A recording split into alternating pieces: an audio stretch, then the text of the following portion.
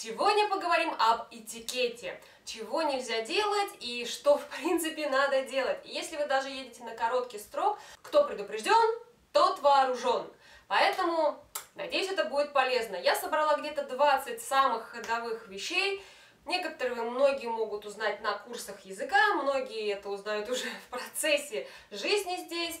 Но давайте по порядку. Начнем с того, что старшим, конечно же, отказывать нельзя, и в большинстве случаев, если вдруг босс вас зовет выпить, закусить, либо старший по званию, либо просто старший вас человек зовет вас покушать, либо выпить, конечно, отказать будет плохим тоном, потому что, в принципе, с вами либо хотят сблизиться, либо просто хотят сказать спасибо. Кто кому наливает? На самом деле начинается все со старшего, то есть самый старший разливает всем. Ну, конечно, не всегда это именно так происходит, но если это все-таки хуэйщик, то такое может быть. Один из старших может разливать всем остальным. В то же время самый младший, конечно же, должен наливать старшему в ответ. Его стакан не должен пустовать никогда. Если же вам, соответственно, начальник либо старший налил, вы, конечно, должны это все выпить. Да, но не просто выпить, а отвернувшись. Это показатель того, что вы уважаете этого человека, потому что показывать старшему, что вы пьете, нельзя. Также это нельзя делать, если вы впервые с человеком, в принципе, выпиваете. И разница между вами в возрасте, не такая уж и большая. Накрывать на стол должен младший, либо тот, кто хочет показать, что он о ком-то заботится. И тут, конечно, есть легкий нюанс. Конечно же, они скажут, что вы научились этому явно в Сеуле, потому что здесь, в Пусане, салфеточку под палочки и с ложечкой не кладут. За столом младшие не имеют права поднимать приборы вперед старшего. Это уже очень старая вещь, поэтому вам придется подождать, пока самый старший возьмет приборы в руки, и уже после этого тоже начать есть. Либо, как это было со мной, у меня началась серенада в животе, я так хотела кушать, они там все еще сидят, разговаривают. Мне разрешили взять приборы и уже начать кушать. Также нельзя положить вперед старшего приборы, что в принципе уже сходит на нет, поэтому за это можно не переживать. Кулек еды, от которого нельзя отказаться.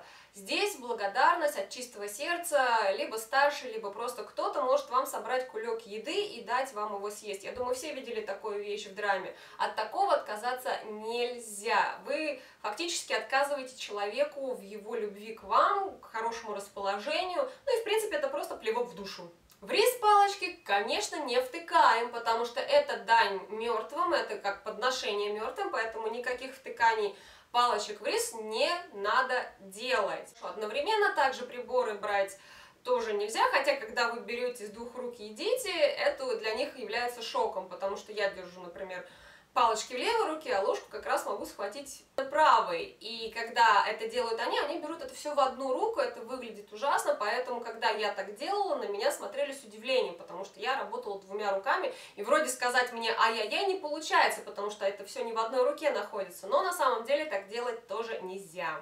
Я думаю, многие могут не знать об этом, но на самом деле здесь еще есть распространенная вещь этикета, как купить в благодарность еды или кофе. Ну, я думаю, многие, кто изучал, в принципе, историю Кореи, знают про голодные годы, поэтому здесь считается благодарностью или даже извинением купить человеку еды или кофе. Я думаю, многие встречались с такой ситуацией, либо кто-то рассказывал, либо вы видели в драме, когда парень после того, как сводил девушку в кино, та покупает кофе. Это абсолютно нормальная, как говорится, ситуация, это благодарность, сказать спасибо. Вот, поэтому не стесняйтесь купить человеку кофе в благодарность, ну или хотя бы в извинение. Если вы жуете и вам задали вопрос, и, в общем-то, у вас явно рот набит, то, как и у нас в России, рот прикрывая, мы отвечаем, чтобы, не дай боже, не увидели, что у вас там во рту находится. Такая ситуация бывает, здесь также прикрывают рот. Неприлично, естественно, открыв рот тут, швыряться кусками еды, отвечая на вопрос, это неприлично. Также они прикрывают рот, когда смеются слишком широко, то есть просто улыбаться это нормально. Но если вы начинаете гоготать так, что видно горло, это некрасиво, поэтому здесь это прикрывается ладошкой. Я думаю, все видели во всяких ТВ-шоу, когда там девушки прикрываются, либо мужчина, в принципе, кулачком, потому что если он младший, он будет прикрываться, если он хёним, он ничего прикрывать не будет, ему нормально, ему можно. Приветствие, они же поклоны. У нас в России принято обниматься, по щечкам целоваться, за ручку трепаться. Здесь так просто это не прокатит. Тактилика здесь еще пока не в ходу. С вами будут здороваться путем поклона, и если старший протянет вам руку, то и рукопожатие. Если вам хотят пожать руку, а это может сделать вперед только старший, ну если вы старший, вы можете, соответственно, вперед выдать руку, то тут еще 10 раз подумать, если вы девушка, и, соответственно, вы должны правильно это сделать. Я специально поднимаю рукава, чтобы вам показать. Здесь, если вам протягивают руку, вы отвечаете уважительно. Неважно, даже если вы в первый раз только встретились, нужно, конечно, показать свое уважение. Уважение начинается отсюда. Это самое-самое уважительное. Двумя руками вы схватиться не можете. Так может сделать только старший, показав свое уважение вам. Поэтому начинаем непосредственно из-под запястья и идем прям вот так по низу, по низу, по низу к сердцу. Ни в коем случае вот так вот с этой сверху, ну не надо. Я думаю, вы поняли, что я сейчас показываю. Это то же самое значит и здесь. Также, если вы хотите еще более глубокое уважение человеку указать, конечно же, в момент, когда вы взялись за руку, вы еще немножко наклоняетесь. В Корее принимают все двумя руками, как и в Японии. Но если бывают моменты, да, что вы не можете принять двумя руками, потому что пакеты забились, все, ну никак вообще, соответственно, вы, конечно, возьмете одной. Как принимать, я уже показала, либо двумя руками, либо под низ локотка и вот так вот до сюда.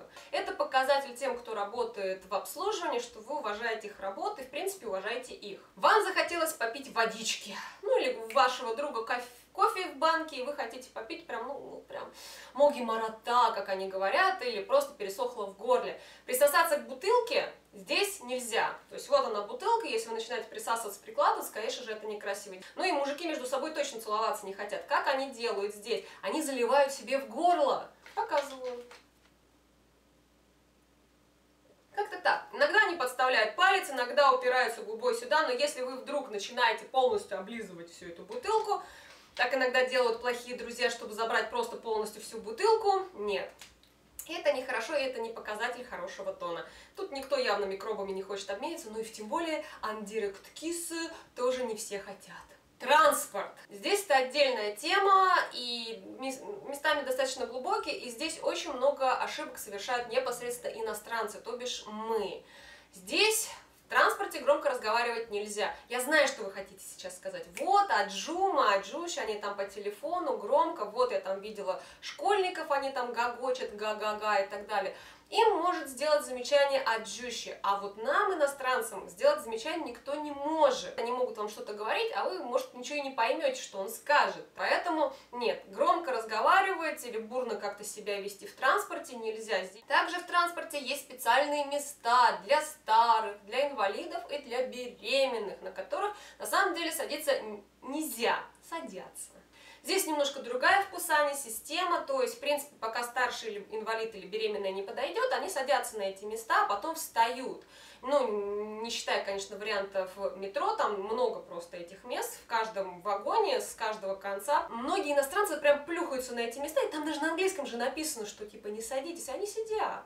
Лифты. Я не знаю, как, конечно, сейчас в Сеуле, раньше, в принципе, было как. Вы заходите в лифт, тот, кто первый зашел в лифт, ему достается вся любовь, как говорится, всего лифта, особенно если много людей, то есть он удерживает кнопочку удержания дверей в лифту и потом нажимает этажи, потому что не будут же там люди вот как-то вот так лезть, типа вот сейчас я там кнопочку нажму, чтобы никого не тронуть, поэтому люди называют этажи, там нажимают. Здесь это, ну, во всяком случае, в моем здании неоднократно было нарушено.